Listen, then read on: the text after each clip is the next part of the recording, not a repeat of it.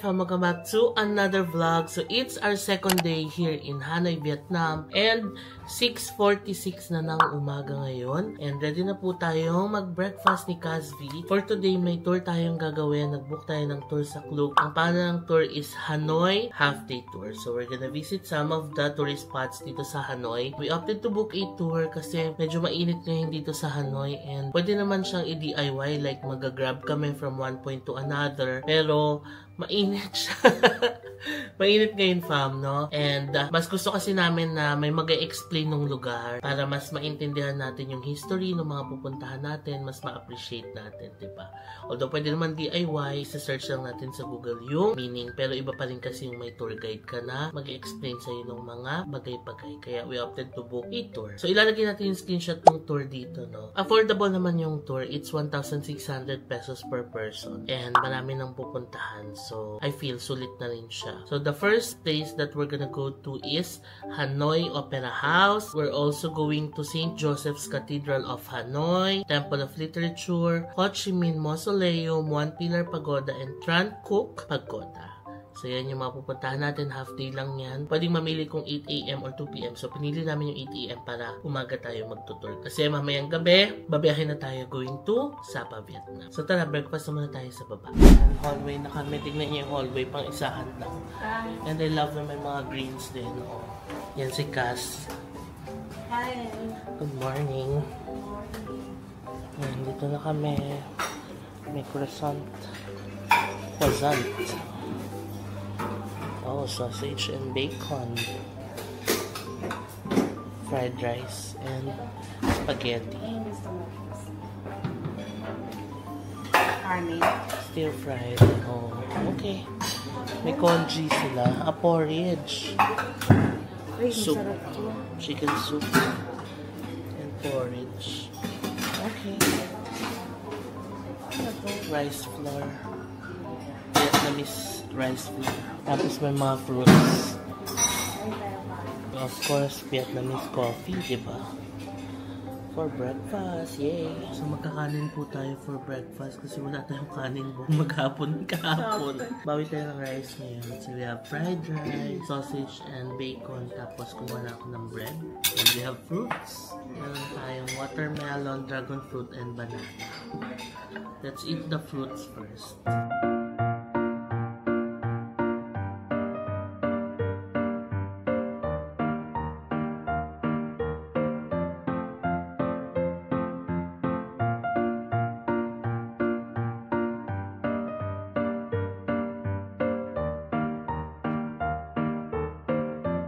Okay, from 7:40 na. 7:50 AM ang pick up namin sa baba. So, baba na tayo.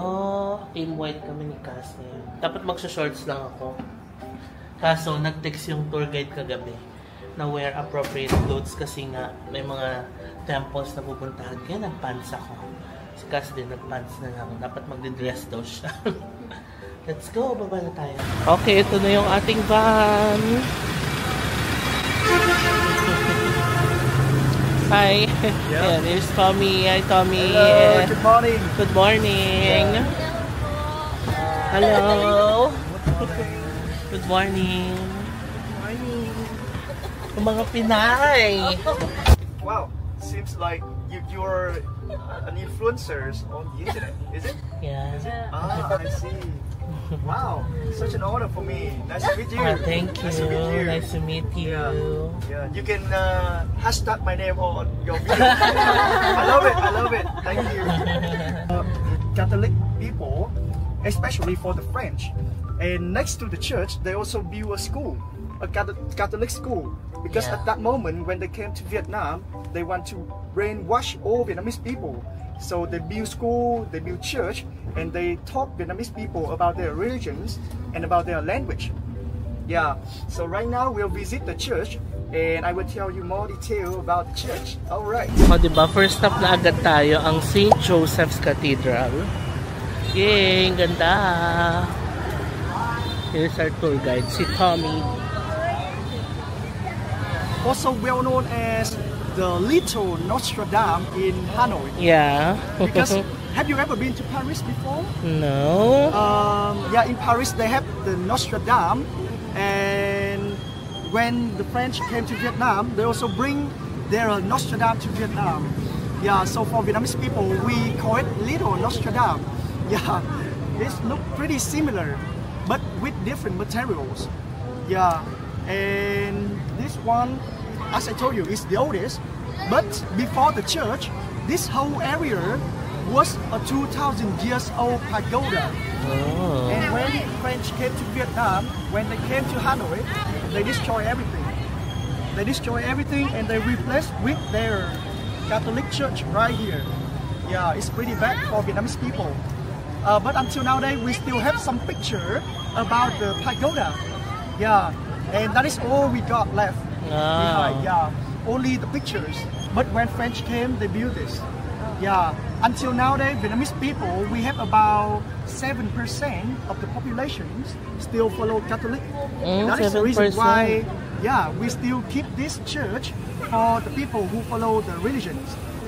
Vietnamese people, we respect all the religions. Yeah. Even though, as you know, we are a communist party country, but we are still open with every religion. And people in Vietnam, they have the right to follow anything they want. Yeah, so 7% follow Catholic, 15% follow Buddhism. Yeah.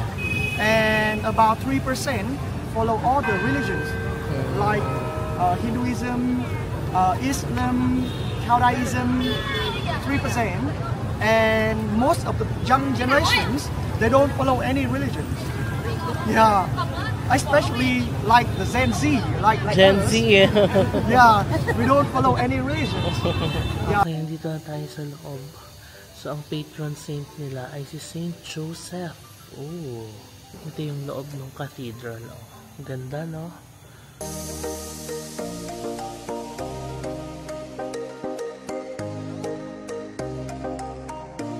So, nagbigay ng trivia si Tommy kanina, no, na this was built during the French colonial period, more than 100 years ago. And 2 wars na yung pinagdaanan nitong simbahan na to. Pero matatag pa rin siyang nakatayo, no? And ang sabi ni Tommy, hindi daw talaga giniba itong simbahan because Vietnamese would like to respect the religion ng mga Catholic pa na nandito, kasi may 7% pa daw na Catholic na nandito. Ganda, oh.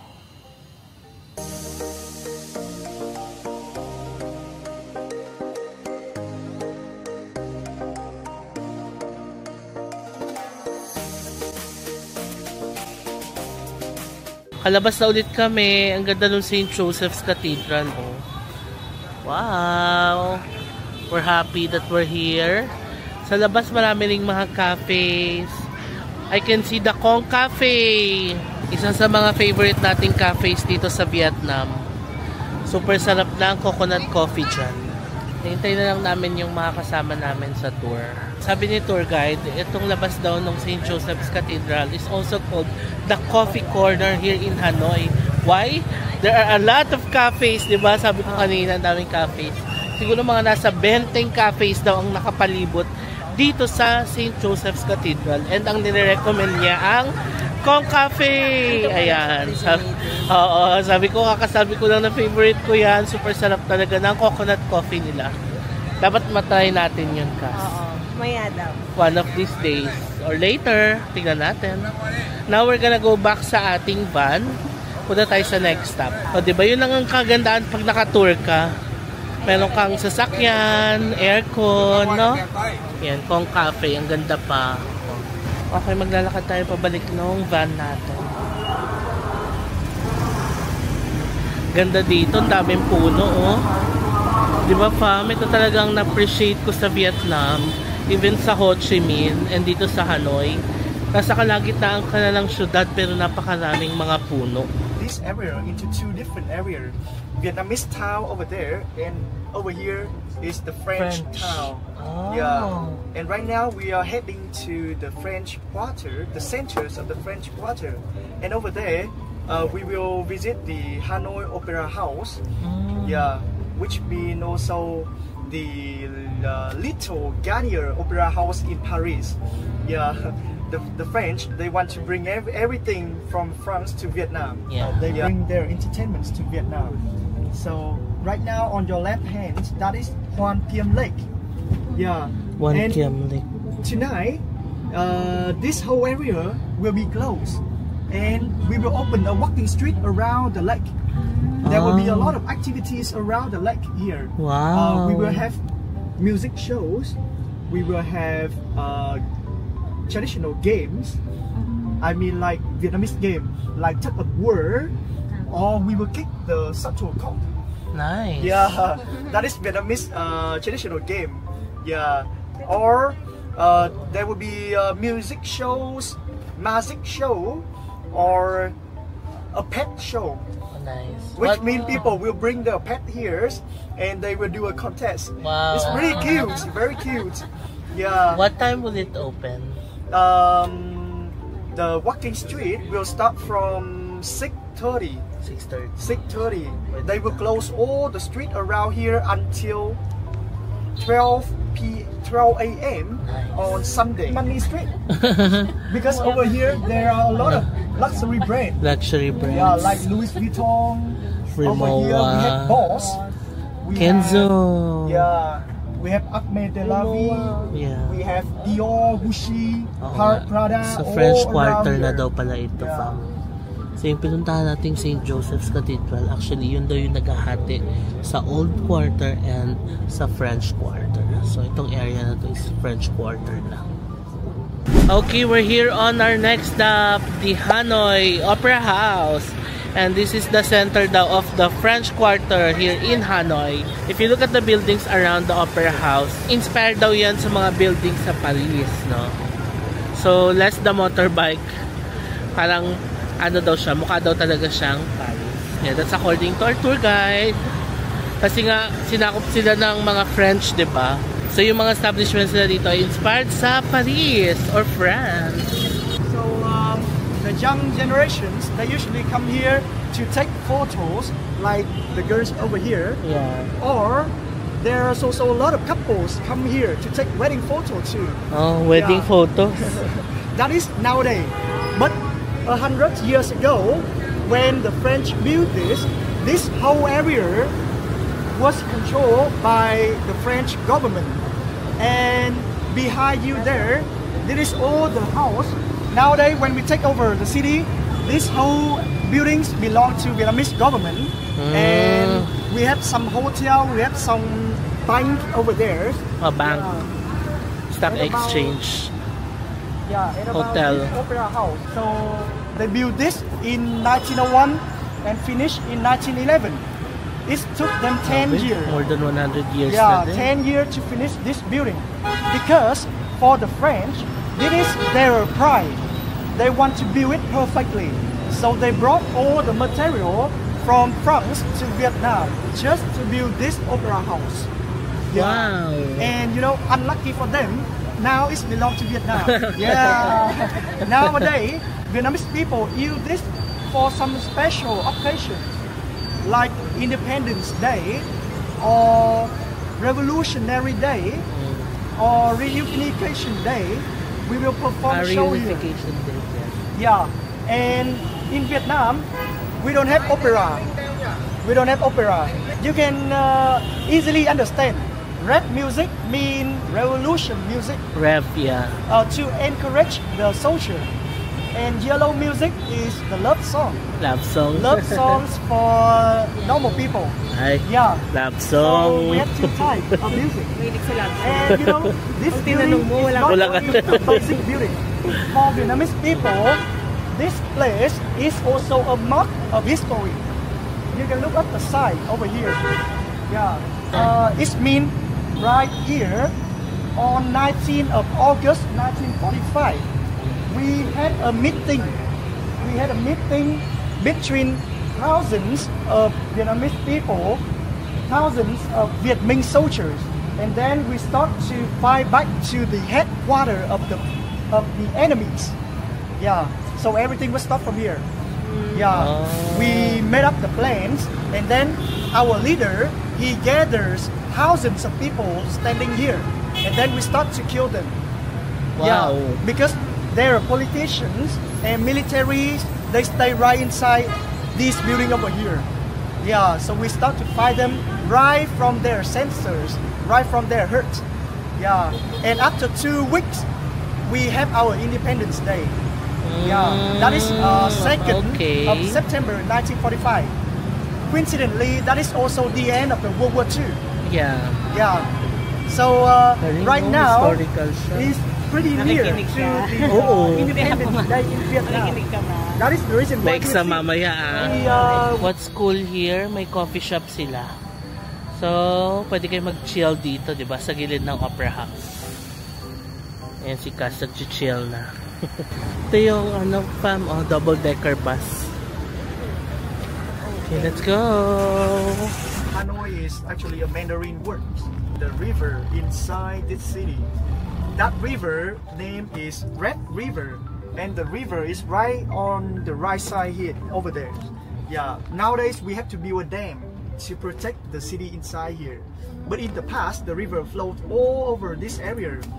In the past, there was no street like this, only river and boat.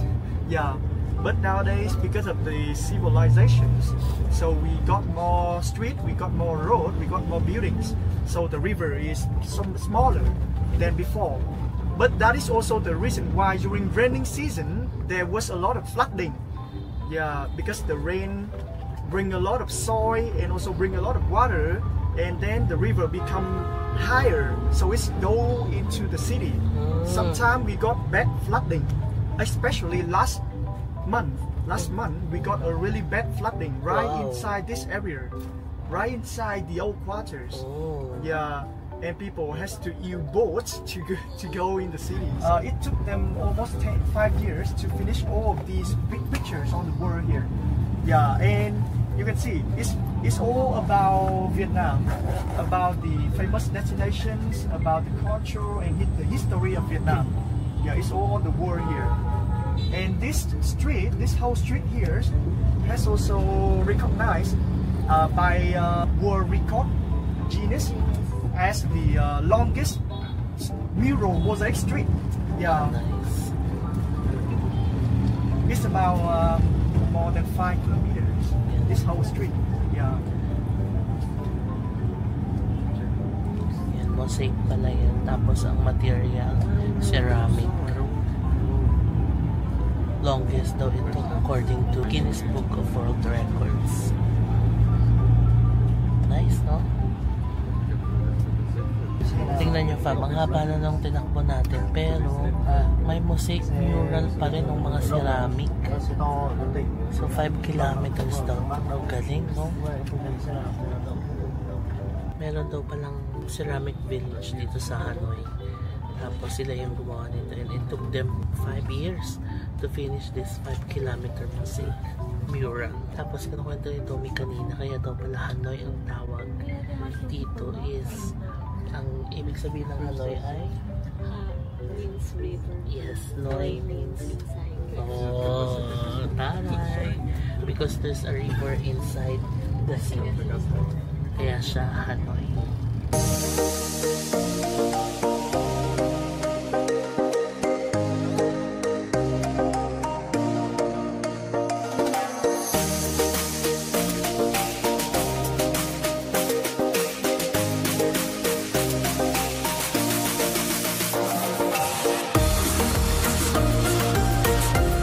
Here we are on our next stop fam, the Tran Cook Pagoda. So nandito tayo sa West Lake, mas malaki to. Is this a lake or a river na? Tanong natin kay Tommy, parang river na siya. Ito may lake dito. Yan, that's the pagoda. Ang ganda. Nice. Siyempre hintayin natin si Tommy for the facts about the pagoda. Yung si Cass, busy sa pagtuplok sa cellphone. May work yata eh. May work? May tanong sa work? Kaya pala eh. So, before we get inside the temple, I want to show you the view of the West Lake first.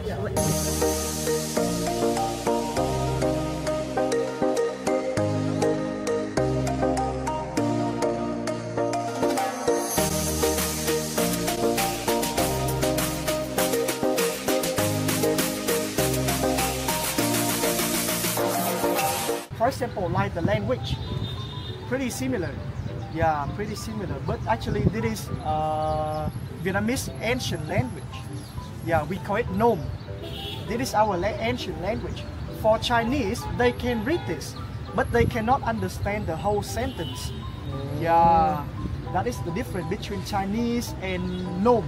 Yeah, our modern Vietnamese is pretty different. Actually, our modern language have been created by Portuguese. Yeah, a prince from Portugal, he came to Vietnam. First, he came here to bring Catholic to Vietnam, and then he saw that our language is very difficult to understand, difficult to pronounce. So he bring the Latin alphabet to Vietnam. Then Portugal and Vietnam, we cooperate to create our new language, which is modern Vietnamese with the Latin alphabet. Yeah. Kaya pala Latin alphabet din yung gamit nila, di ba? Sabi ko kahapon, pero hindi mo maintindihan. Sabi ni Kaz, hindi daw mabaho yung lake. Oh. Hindi kasi di ba, dun sa ano? Saan? Hindi na yata. Tsaka sa MOA.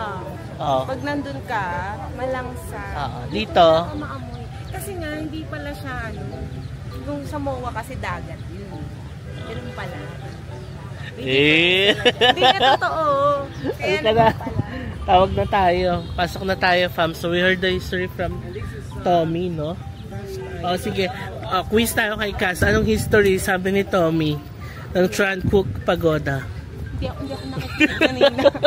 Hindi ako nakikinig kanina kasi nga sumasagot ako sa ano. Okay. So, tingnan mo naman yung kanina nakinig ako. Oo. So ngayon. Para may sagot ako. Teka nga lang, may quiz pala na. The door in the middle is only for the royal family. Ganun nga din sa Hoi An. Saan Hoi An? Yung pinuntahan namin sa Danang malapit. Yung gitna is para sa mga royals lang. Yeah. It's like the circle of life. Yeah. Pasok na tayo, fam. So this is the oldest pagoda pala in Hanoi, Vietnam. The Tran Cook Pagoda. More than 1,500 years old na pala to, Kas. Grabe. Which means the place holds such an important role in the development of Vietnam in general and Hanoi in particular. It was constructed in 1541. Grabe naman. So itong place pala na ito, this used to be a favorite place or pasyalan ng mga kings, no? Most especially kapag Tet. Yung Tet is like a New Year sa kanila, no? Napanood ko yun sa yung kinuwento kong movie sa Vietnam. Nakwento ko pala yun sa Danang na trip pala. Na there was this movie na shoot sa Hoi An. Tapos may pinuntahan silang village dahil Tet or New Year nila. Hindi mo pa napanood yun? Panoodin mo yung Kas, maganda. Nasa Netflix yata yun eh. Anong title? Kalimutan ko eh.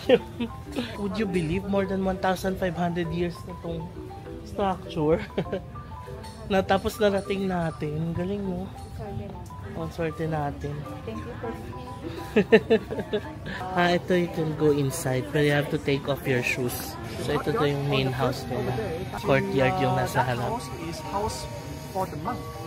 For the people who still alive, and the monk, he will stay inside here and preserve the pagoda. And this is the main house. Main house. The house of Buddha, and the house, the main house usually will be on the last yard over here, because according to Feng Shui in Vietnam, we learned that from Chinese. That is a philosophy. That is how we build house. So according to Feng Shui, the main house will face the water.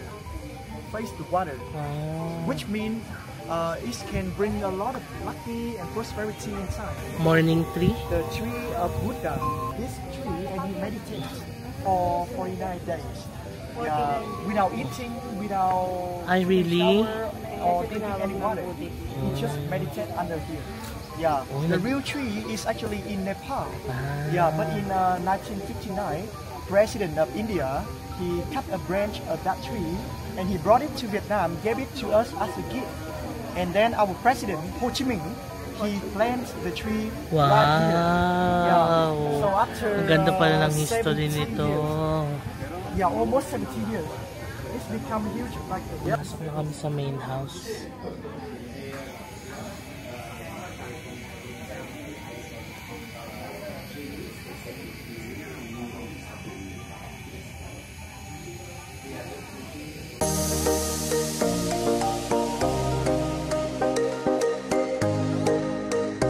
So West Lake pala ang tawag dito. Nagulat ako, lake pala to. Grabe, ang laki ng lake nila, ha? Ayan, oh. Lakas may isda. Daan na tayo dito sa Tran Phuc Pagoda.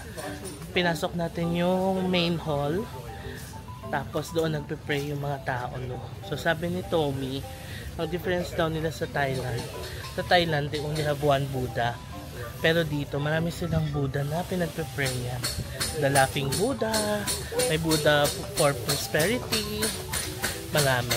Papasok pala tayo dito. Hindi pala tayo pwede umexit sa pinasukan, sabi pala ni Tommy. Yung pala yung rules nila. Parang circle of life na makikleanse ka daw. Kasi papasok ka, tapos parang magiging bagong, diba, malilinis ka, tapos lalabas ka. Ganun. The place we call House of Ancestors. House of Ancestors. Basically because you see there's a lot of tower around the Buddha tower. Yes. This small tower here is actually the tomb. The tomb for the monk. Yeah. The tomb. Yeah. So as I told you, this pagoda has been here for more than 1,500 years ago. So in each generation, there will be at least one monk living inside here and protect the pagoda. So when that person passed away, the next generations will build for him a tomb like this. And you can see the size of each tomb are different because it also shows the more respect and the more and the level of that monk. The higher the tower, the higher the level of that person. So the highest tower is over there. Yeah.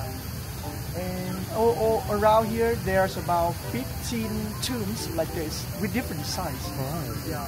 Yan, shinare ni Tommy dito. So, nagbe-burn pala sila ng mga pera or money dito sa Vietnam. It's their way na makapag-send ng pera sa mga ancestors nila na namayapa na. Yung incense naman, parang wifi daw. It's their way to connect doon sa mga ancestors na namayapa na. Fun fact yun, ha? Sige, let's enter daw dito, the main. Oh,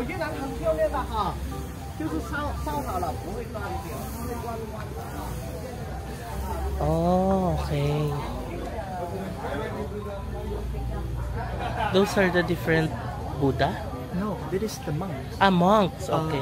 We bury them here and we make a statue for them inside here to pray for them. Okay. You can take a look inside. Yeah. So yung mga nandito is yung mga naka-buried na monks.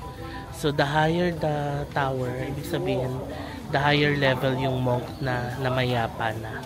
So once they're buried here, nilalagyan nila ng mga statue dito to, you know, pray for them. Ayan, labas na tayo sa kabilang pinto. That's it for our Tran Phuc Pagoda experience. Tignan mo yun ang kagandahan kapag may tour guide ka kasi may explain nila sa iyo yung history ng lugar. And diba, ang dami natin natutunan. And I'm so happy na nakarating kami dito. Over 1,500 years na tong structure and narating natin, diba? Saya. Yan ang West Lake. Now, balik na tayo ng sasakyan. We're gonna head to our next stop. Tinanong kami ni Tommy kung gusto daw ba namin makita yung train sa Train Street. Sabi ko yes kasi pumunta kami kahapon. Walang dumaan na tren. Ayun, tatry daw ngayon. Tignan natin. Bird and fish over there. Yeah, that is actually for the local. we can buy them and then we will release them. In Buddhism, we believe that that is a good karma. Yeah, when you do a good thing will come back to you. But you know, the funny thing is, when you after you release them, the seller, they will catch them again and they will resell them to other people. That is really bad. Yeah. Anyway, right now we are on the way going to Ho Chi Minh Mausoleum. So when we arrive there, we will have to go through a security checkpoint.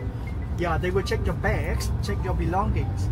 So make sure that inside your bag you don't have any explosion thing like light or banana or Banana? I don't know why they don't allow banana. Yeah, Kainin na natin. banana, water. Yeah, water is not allowed too. Water not allowed to. Cookies. Yeah, cookies. Iwan na lang sa Oh, you have banana. Yeah.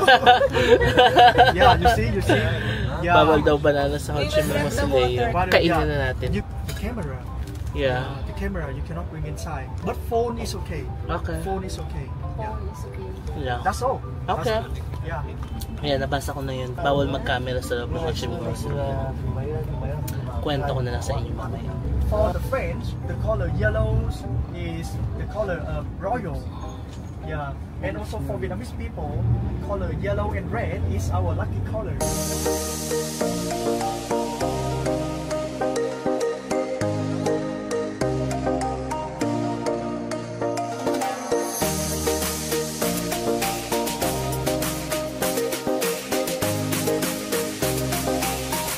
Do you know about Ho Chi Minh? No? No? Ho Chi Minh is the person on the money. Yeah, he is our first president, the father of Vietnam, the person who made a speech about declarations of independence in 1945. Basically, he was the president for 20 years, the longest president in our history, and he also dedicated his whole life for Vietnam. Balikan ko kayo mamaya kasi bawal magpasok ng camera doon. Iwan ko tayo dito sa bag. Yeah. Hindi tayo papasok. Security control. Kailangan empty packets daw. Tapos lahat ng gamit ilagay sa bag. I'm using an iPhone now to vlog kasi iniwan ko na yung camera. Pwede pa pala dito. Doon lang hindi pwede yung pagpasok na sa mausoleum talaga. Yung mga tour mates natin. Fairness, ang presko na dito. Mahangin-hangin. Sabi nga ni Tommy kanina, mas okay na yung weather ngayon kaysa nung 2 weeks ago. So the reason why we choose this area to build, because in 1945, this is the place where Ho Chi Minh made a speech about declarations of independence. Dito pala yun. Yeah. Okay. So apparently, kapag Monday and Friday, sinasarap pala nila yung mismong mausoleum. Since Friday ngayon, di tayo makapasok. Pero lagay natin yung picture dito, baka makuha naman natin sa Google. Minamify nila yung katawan ni Mr. Ho Chi Minh. Tapos naka-glass siya, tapos yun yung makikita sa loob. Dito na tayo sa One Pillar Pagoda. I will give you a hint. He built this pagoda in 1049. The year 1049. He came up with the idea to build a pagoda look like a lotus flower blooming up like this.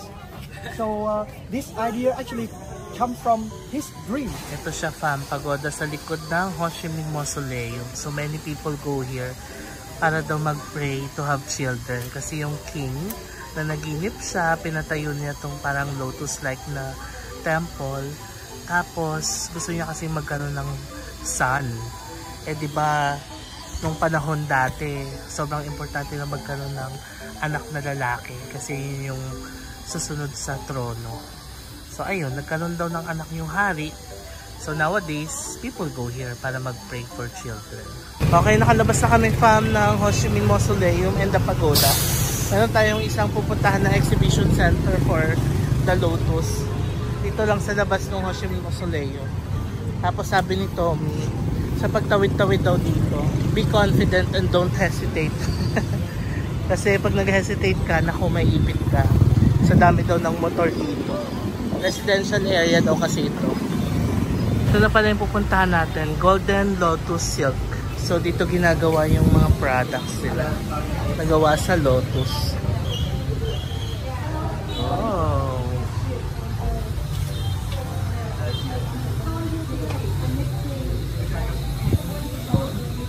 Ayan yung mga silk. Okay, ang ganda oh.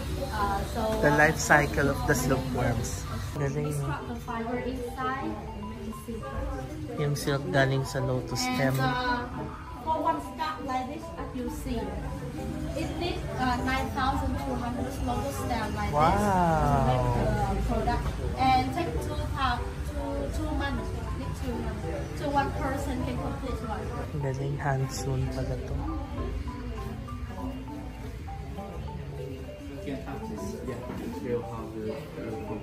Made from Because lotus. we made from the silk and lotus silk.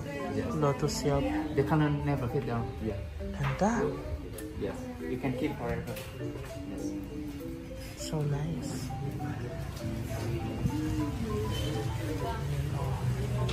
Umakyat kami dito sa 5th floor. Meron silang mga tindang coffee. Tuntuhan na si Casby. Mukhang mabubudol daw siya dito. Wow, ang dami nilang products. Tapos may free taste doon ng tea and coffee. Free taste sila dito. Lotus tea.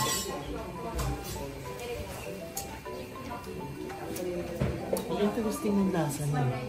Parang herbal. Herbal. Love it. Order kami ng iced lotus tea kay Cass Hot Black. 30,000 Vietnamese doon. That's how much? 70 pesos. Lotus tea and black tea. Cheers! Fresh pa ba tayo? Kagad na tayo kakalakad. Alam mo, tsaang-tsaa talaga siya na walang sugar, no?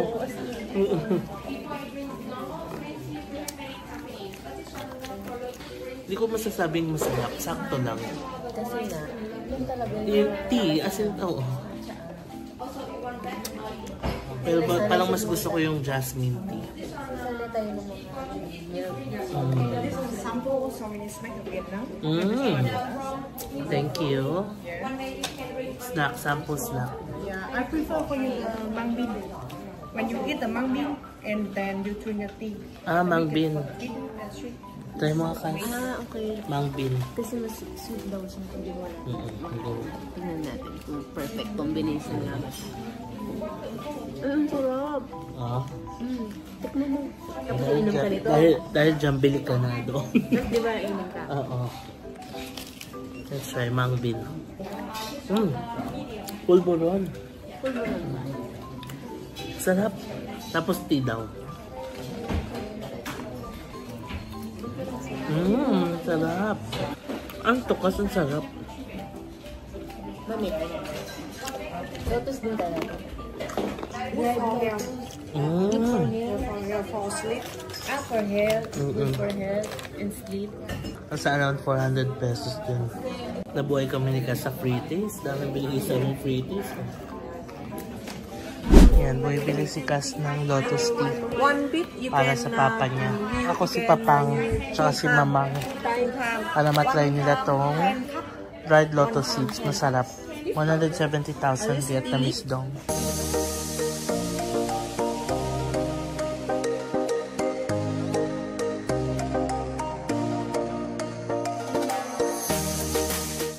We're gonna go to our next stop na the Temple of Literature. And that will be our last stop na for And you. our last stop will be the Egg Coffee Shop. Egg coffee. I think you're all waiting for that. Yeah. Egg Coffee is our traditional coffee in Hanoi. Egg Coffee. Nakuha ko na pala yung camera ko. So back to DJI na ulit tayo.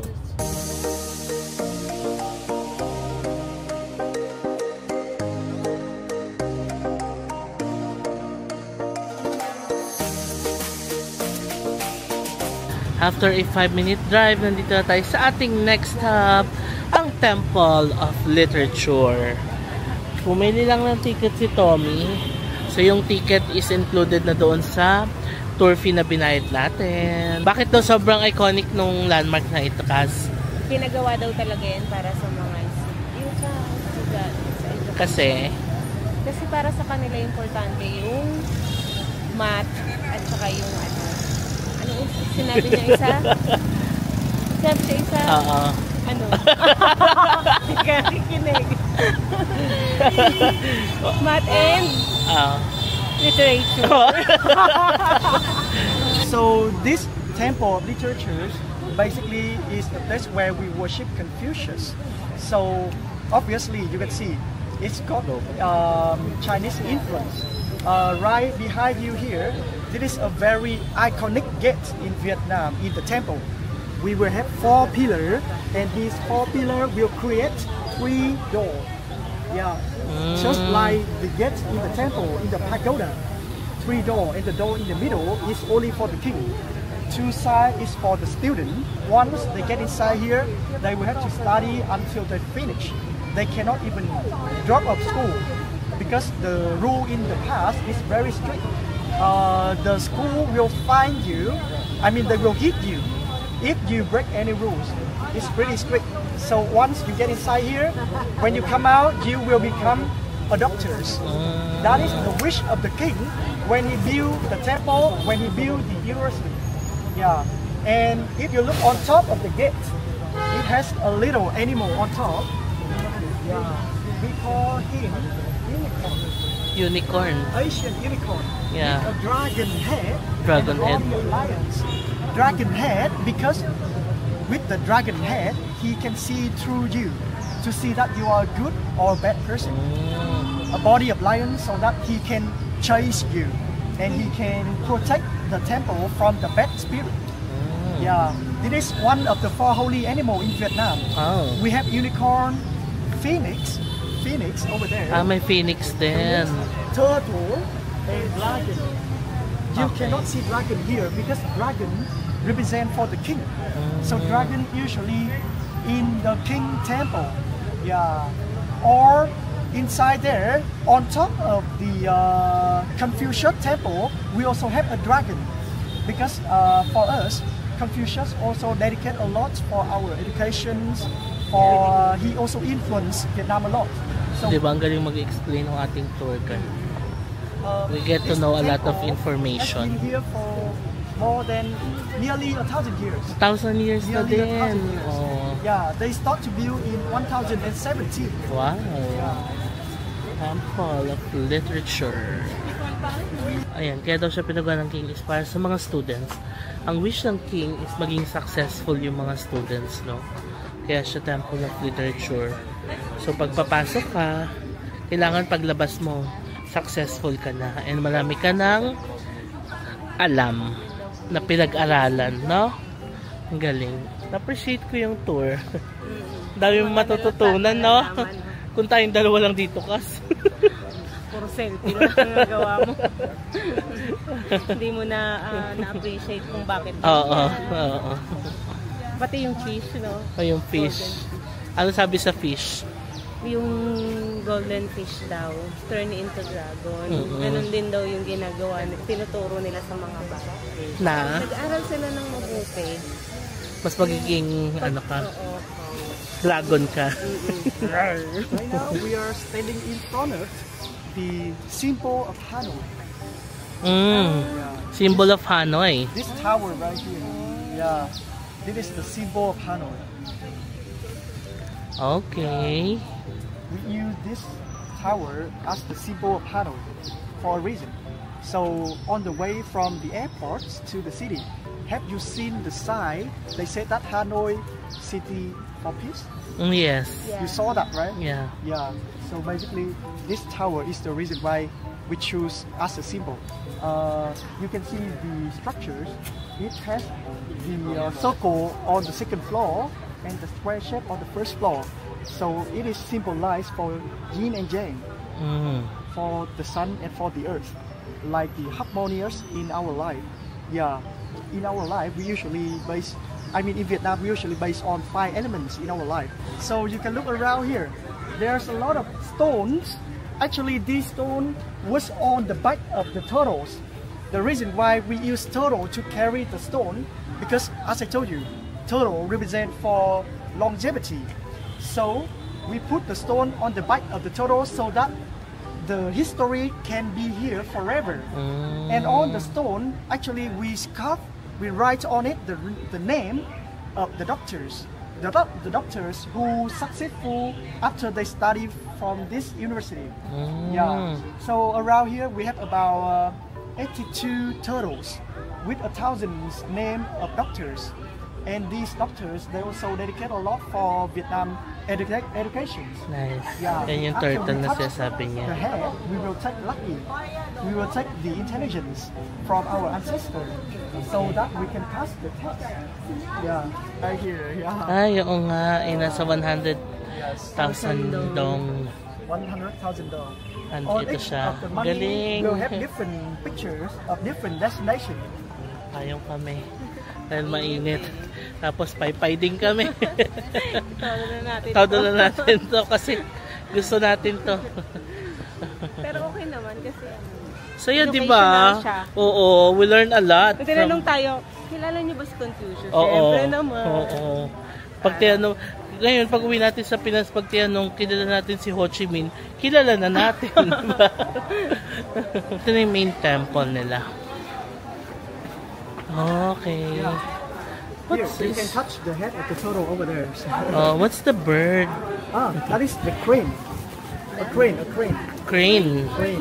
Crane and turtle.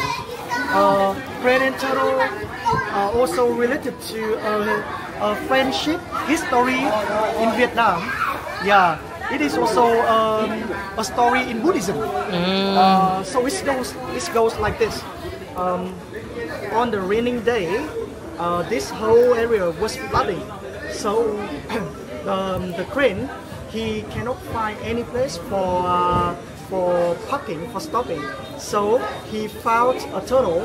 Then the turtle asked the crane, "Hey, do you want to stand on my back?"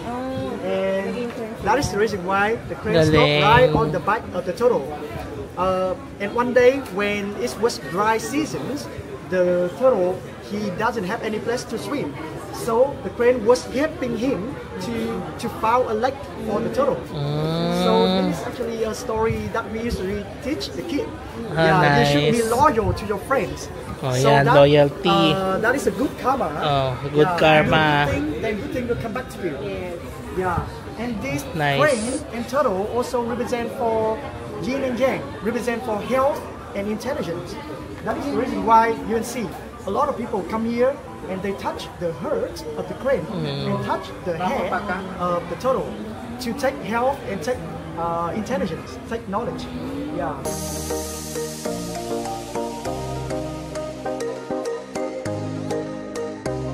Pasok tayo, fam. Nandito daw yung statue ni Confucius and his students. This time we can wear our shoes inside. Ah, yan si Confucius. Tapos, ito yung mga students niya.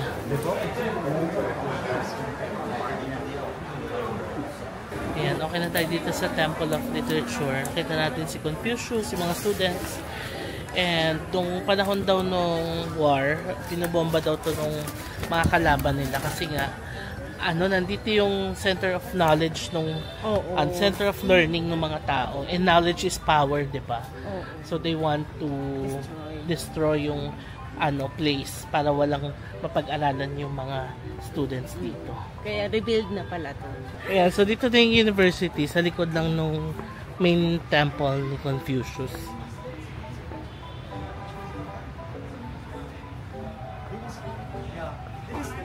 Of this university. In the past, we usually have two guardians Guardian. to protect the school and also to make sure that no one skip class.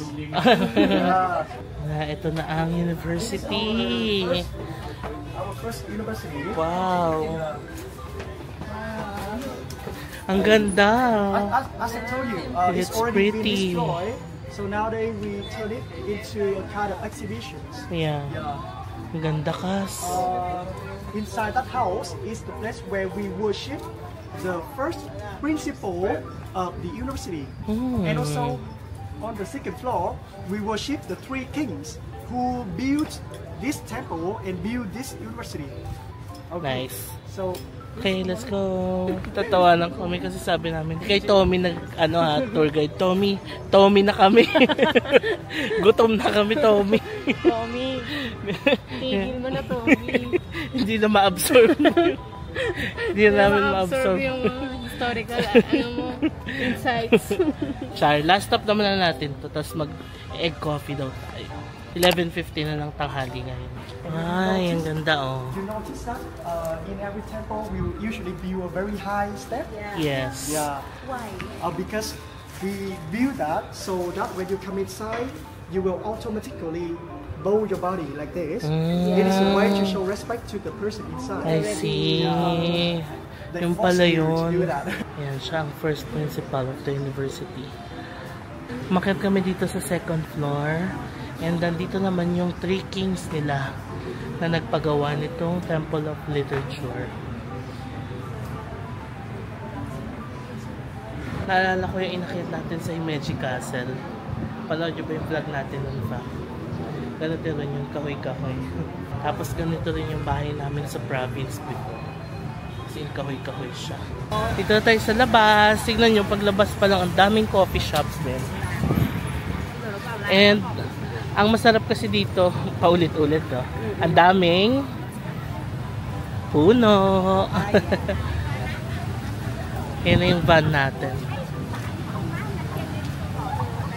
Last stop na tayo. Kasi diba city na siya? Oo. Expect mo, walang ganito. Oo. Kaya siguro na amis tayo. Correct. Kasi syudad tapos mapuno. Para ka lang nasa probinsya, di ba? Paano kasi tayo pag Manila? Oo. Pollution. Dito sarap. Dito kahit ang dami sasakyan, ang dami rin puno. Correct. Kaya lumalaban din yung mga puno. Sabi nga ni Tommy kanina dito sa Hanoi, mas marami na raw yung motorcycle kaysa sa mga tao. Sa number of people. Sakay na tayo. Yung? Yay! Ang laking bagay din na meron tayo ng coaster dito to get us from one place to another. Oras na 12:05. Sakto lang. Coffee time na.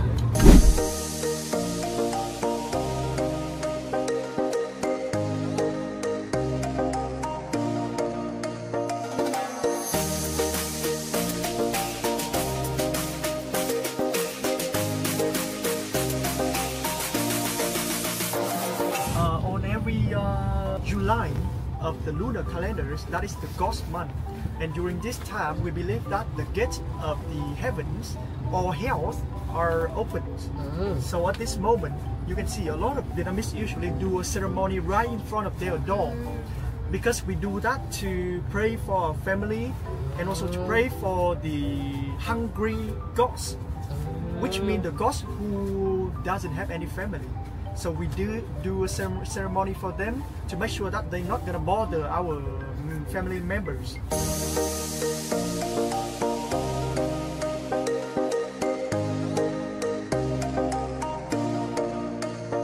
Yay! Dito tayo sa next step natin pa.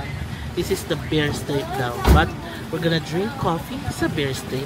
So we can have a sip here, right here on the first floor. Okay. Oh, ang ganda ng cafe nila. Hi! We'll have coffee. Ayan, ang laki. Oo. Yeah, let's see. We have egg, salt, coconut. Otherwise, you can choose smoothie. We also have smoothie and tea. Yeah, you can choose. Coconut coffee. Salt. Coconut coffee. Sweetie tour guide, nag-send pa sa amin ng list of recommended cafes and restaurants that we can try now after the tour. So, yun na yung mga coffee natin. Ang cute ng egg coffee nila. May art. Salt. Salt. Sikas. Para nito, salt. Yeah, to see how it tastes. A lot of people say that it tastes like Talaga coconut coffee nila. tiramisu. Like a dessert, more than a drink. You can taste it. The best And ka. after you taste Try the mo. first spoon, Ay, hindi tayo mo you muna can mix isa. it all together and try the coffee. Yeah. Okay, So mix the mix. the coffee and the coconut can mix together. Ah, kailangan palang haluin. Masarap. 1, 2, 3, say pipi. Pipi! Tawa ka naman sa... Tawan-tawa ka naman sa pipi ka. No, pipi doesn't have any meaning. Okay. I mean, when you say pipi, your Yeah. mouth, look beautiful. Because in the Philippines, it has, you know, other meaning. Oh, really? Yeah. Oh, sorry. It's okay. Oh, yeah! Yeah. What does it mean? Sarap. Coconut coffee. The best. I love the coconut coffee. It's really good. Oh my gosh, parang sea salt latte. This one, the best. How about this? The best. No, the best. Din yung coconut. The best talaga coconut coffee ng Vietnam. Coconut coffee. Sarap. Okay, tapos na tayo doon sa coffee shop. Ang sarap ng coconut coffee. The best. Ngayon, tapos na ang ating tour. And super happy yung tour, no, Cass? Ang saya. Ang daming natututunan talaga. Tapos, oo. Tsaka ang laking bagay na may coaster ka, aircon, kasi ang init sa labas. Tapos ang laking bagay nung may tour guide ka na mag-explain ng lahat. Everything, asikasuhin ka. Ito yung tour guide namin, super okay, magaling mag-English and na-explain ng mabuti talaga lahat. Love the tour, super love the tour. Ngayon, since half day lang yung tour natin, ang option is pwede kami ihatid sa hotel or kung saan kami pwedeng magpa-drop along the old quarter. Since hindi pa tayo nag-lunch, magla-lunch muna tayo. May finorward si Tommy na list of recommended restaurants and ang napili namin is yung Pho Tan Lee Cook Soup. Na-try daw ni Tommy to and super sarap and apparently it's a Michelin Bib Gourmand restaurant. So for sure masarap. So yun yung itatry natin ngayon. Tinanong ko si Tommy kung pwede ba kaming magpa-drop doon instead of our hotel. Pwede daw. So doon tayo pupunta.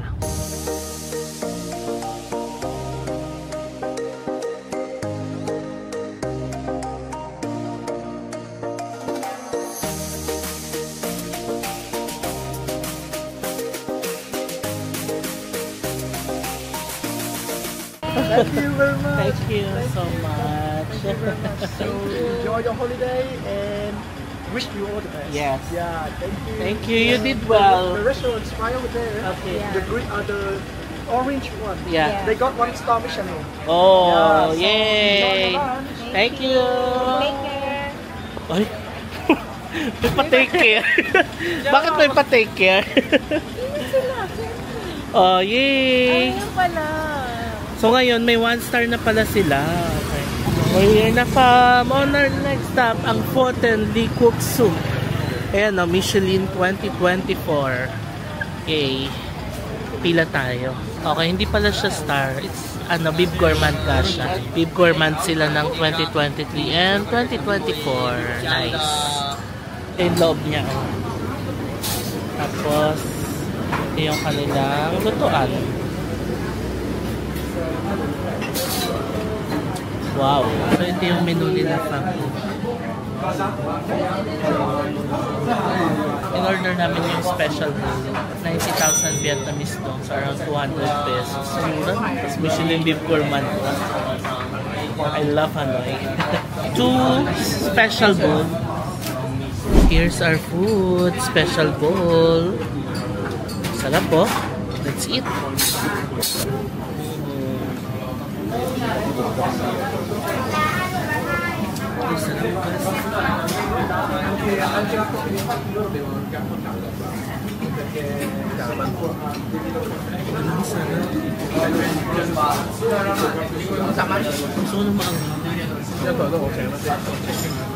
Thì攞住嗰啲錢喺呢度嘅人可能3個人。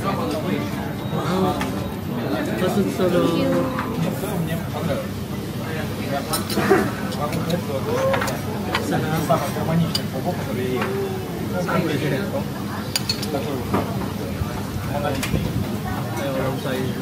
Parang sa lahat ng phone na natikman ko, ito yung pinaka-the best. By far.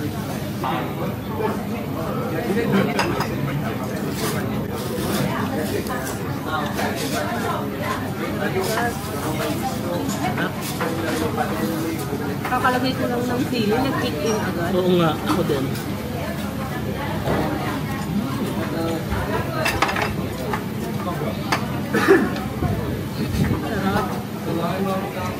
Sarap.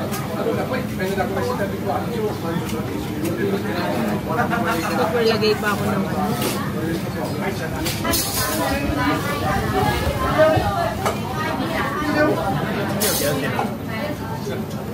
Authentic pa kasi yung noodles nila. Ginagawa ko eh. Alam ko yung ganun itsura, wala lang. Okay.